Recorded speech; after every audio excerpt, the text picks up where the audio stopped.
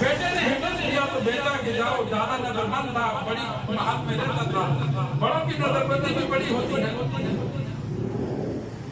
تو جاؤ دادے کو بتاؤ کہ میں حافظ بنا۔ دادے کو جا کر بتایا، دادے نے کوئی خوشی کا اظہار نہیں کیا، آ کر والد کو بتایا کہ میں نے بتایا تو اسے کوئی پرواہ نہیں۔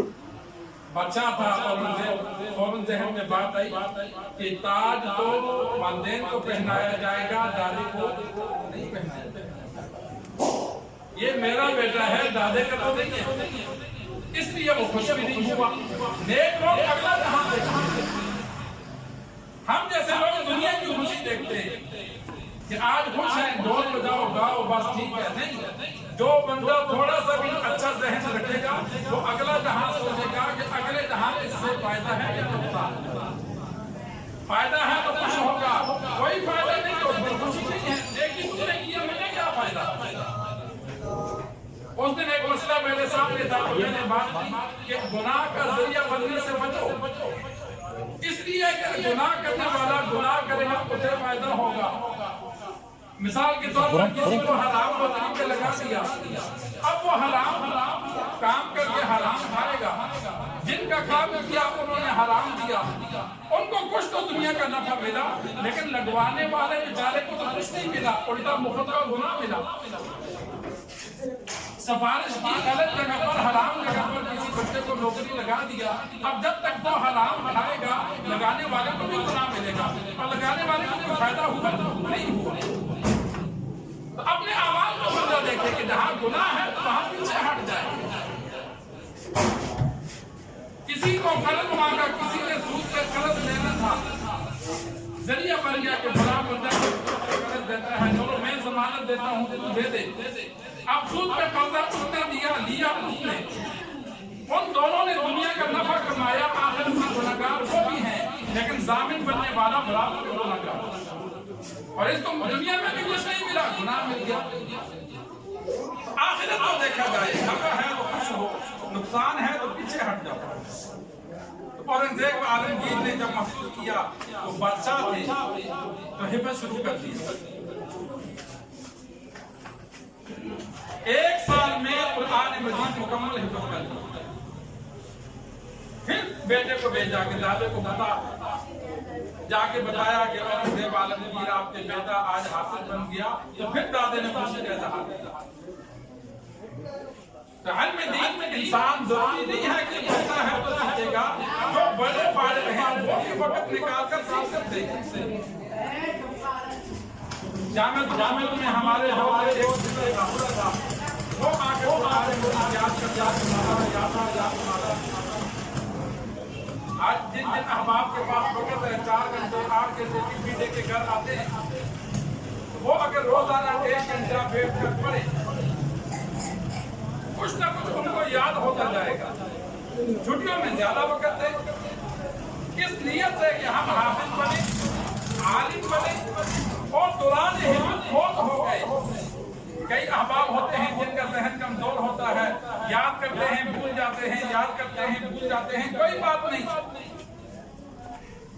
حدیث میں موجود ہے کہ جو حفظ کرتے ہوئے فوت ہو گیا، کل قبر میں اللہ اس کے لیے فرشتہ مقرر کرتا ہے جو اسے رہتا ہوا قرآن یاد کراتا ہے، کل قیامت والے دن وہ حافظ اٹھے۔ سبحان اللہ۔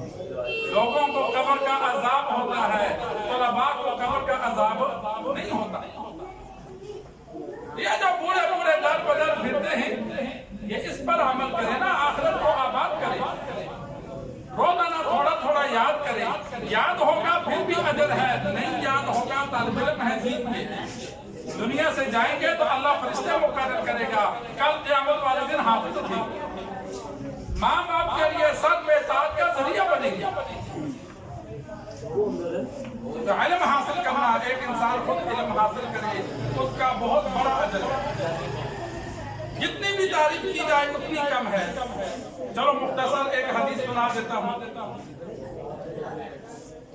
کثیر بن قیس رحمہ اللہ کہتے ہیں کہ میں ابو درداء رضی اللہ تعالی عنہ کے پاس دمشق کی جامع مسجد میں بیٹھا تھا، تو وہاں ایک بندہ آیا، اونٹنی باندھی اور اندر آیا، اور آ کر عرض کی کہ اے ابو درداء، میں آپ صلی صلی اللہ علیہ وسلم کے شہر مدینہ سے آیا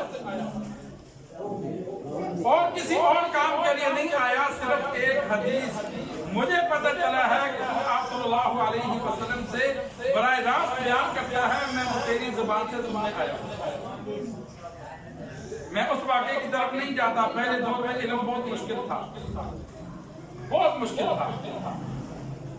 ایک ایک حدیث کے لیے لوگ دور دور سفر کر کے جاتے ہیں کہ فلاں جگہ صحابی موجود ہیں، فلاں جگہ فلاں فقیہ موجود ہیں، اور ذاتی خط پر جاتے تھے، وہاں جاتے، وہاں رہتے، علم سیکھتے، پھر واپس آتے۔ بعض مرتبہ استاد بھی بگڑ جاتا۔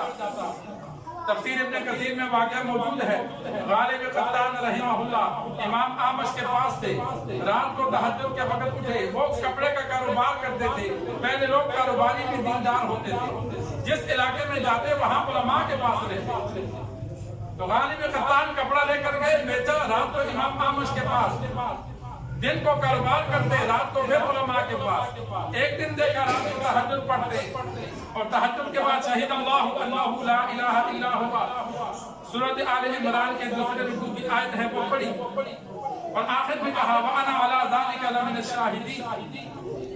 تو غالب خطاب نے کہا استاد جی یہ آپ پڑھتے ہیں تو جس طرح ہمارے ہاں عادت ہوتی ہے کہ کہیں حدیث میں ہے یا اپنے سے عمل شروع کیا ہے۔